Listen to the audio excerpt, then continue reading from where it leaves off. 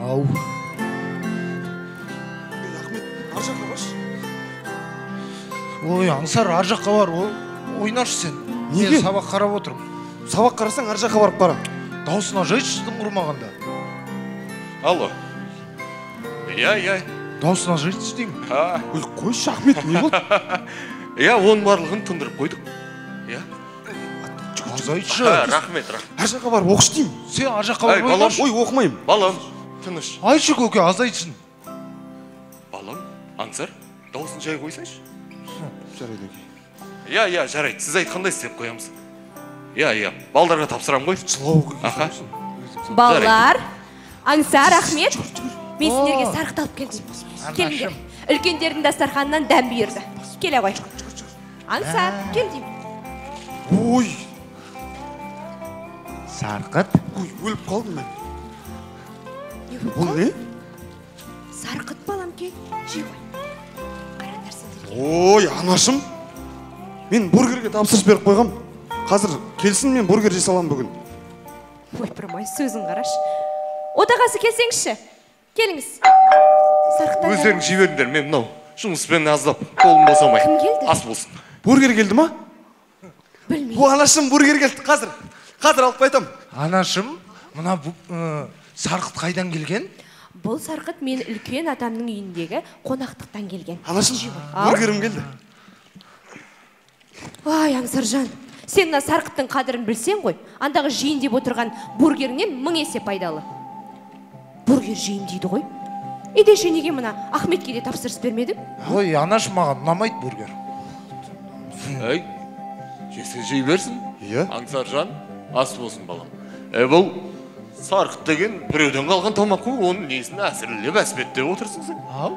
Отағасы онысы нес? Сарқыт деген қасиетті дәміміз ғой. Ой, сендерді Сарқыт қатырасың. арқылы дастарханда айтылған тілек бата дарымай ма? Бұл деген ашаршылық заманнан қалған бір тамақ қой. Қойшы. Отағасы, ашаршылығы нес? Қайдан ойлап табасыз осындайды? Мен енді білгенімді айтып отырмын. Естігенімді айтам. Жаңағы кезінде ашаршылық заманында үйдің үлкендері қонаққа барып, сонда өзінің жеп отырған тамағынан үнемдеп, үйдегі аш-жалаңаш отырған баласына талға жау болсын деп әкеп беріп отырған тамағын сол Сарқыт дейді. Бұл ашаршылық заманынан Әй бала, сен не айтып отырсың я? Сәлем бердік ата. Келіңіз отыр. Көп жаса келін айналайын. Ата отырыңыз. Ал, бисмиллахиррахманиррахим. Үлкен атамның үйі қонақ шақырған ғой. Сол жаққа барып көмектесіп келдім. Айналайын. Құран оқылды. Ниеттерің қабыл болсын келінжан. Әмин. Үлкендердің ғибратты әңгімелері айтылды. Сол жақтан Сарқыт алып келсем, балаңыз Сарқыт деген ашаршылықтан қалған дәм дей ме? Мен де соны естіп, осында келіп отырмын. Сен үйтіп, әркімнің сөзіне сене бермесейші. Енді әке, мен айтсам естігенімді айтып отырмын. Бері қара сен. Шайдан алыңыз ата. Рахмет айналайын келінжан. Сен бері қара. Ашаршылық заманында Сарқыт болған болса, онда анау Абылайдың Сабалақ атанып жүрген кезіндегі Төле би бабамыздың Абылайға Сарқыт беріп жібергені қайда қалды? Төле би бабамыз? Айтасыз ба? Сендер оны білмейсіңдер ме? Ендеше тыңдаңдар. Сол заманда бір бай той береді. Сол тойға Сабалақтың да барғысы келеді. Сонда жаңағы Төле би бабамыз сен бармай-ақ қой, мен саған Сарқыт беріп жіберем деп қалдырып кеткен екен.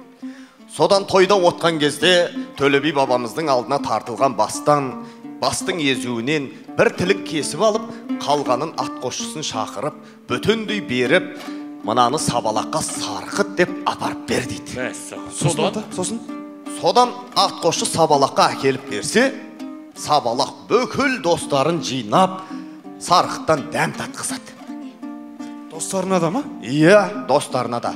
Тоймасақта той дәмінен ауыз тиіп, бармасақта барғандай болайық деп, ана құйқаның етті жерлерінен достарына ауыз тигізіп, өзі миы мен көзін ғана жейді.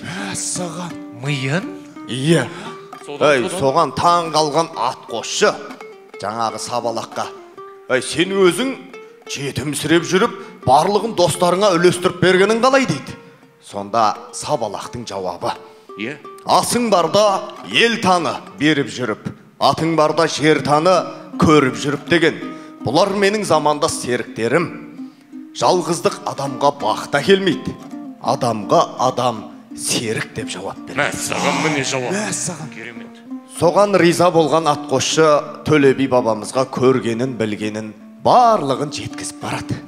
Сонда Төле би бабамыз осы бала аман есен ер жетсе, ел тізгінін ұстар тұлға болар деген екен. Мәссаған. Көрдіңдер ме? Анашым. Ай, мына ашаршылық, сен айтып отырған ашаршылық заманы деген беріде. Ол Сарқыт деген әуелден бар. Мен не айтып отырмын жаңадан бері? Әне. Айып етпеңіз, шалыс естіп. Ай, оның үстіне бұл Сарқыт әркімнен бір қалған құтқан ас емес. Бұл өзі жарымағанның Сарқытын жеме деген қазақ. Бұл үлкендерден, аузы дуалы адамдардан қалған ас. Иә, Сарқыт дегенде енді жаңағы руханияты кемелденген, ұстанымы берік, парасатты адамдардың Алланы ұлықтап, пайғамбарымызға салауат айтып, жөні түзу өсиет сөздер айтылған асты ғана нағыз Сарқыт деген. Ал оның себебі неде екенін білесіңдер ме? Неде ата?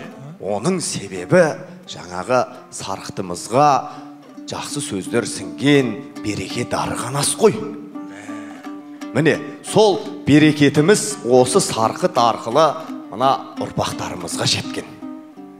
Міне, сол әулеттің немесе жаңағы әулеттің келіндері үлкендерден қалған Сарқытты жесе, сол келіндерден тараған ұрпаққа қасиет дарып, ақылды, парасатты болған. Ой, мына қазақтың өзіміздегі асату дәстүрі бар ғой. Соның түбінде де осы Сарқыт жатыр. Мәссаған. Сонда бұл Сарқыт дегеніміз руханиятымызды тасымалдаушы қызметін атқарады. Мәссаған әке, мұнауыңыз керемет қой. Мұнау Сарқыт дегеніміз мықты дүние екен ғой, бабаларымыздың даналығына сүйсіндім әке. Сіз осыны бізге жетесіне жеткісіп айтпасаңыз, біз мұны өмір бақи түсінбес педік, айтады ғой әлгі, не деуші еді? Ат құнына бергісіз ақыл болады, нар құнына бергісіз нақыл болады демейме. Қалай еттім, күшті айттым. Осы аталарыңды тыңдасыңдар, жақсы адам шығады сендерден, тыңдап жүріңдер. Осы бір тиктокқа салып қою керек еді. Анашым, Ау? маған жаңағы Сарқыттан қалмаған ба? Неге қалмады, Ахмет? Бұй, Ахмет, құрмадан басқа дым қалдырмағансың ғой? Өзің жемеймін дедің ғой? Ой, жемеймін. Шырақтарым. Құрмағана қалған құрман жемеймін. Ай, шырағым, қоя қой. Ай, сен бұл құрма дегенің білесің ба?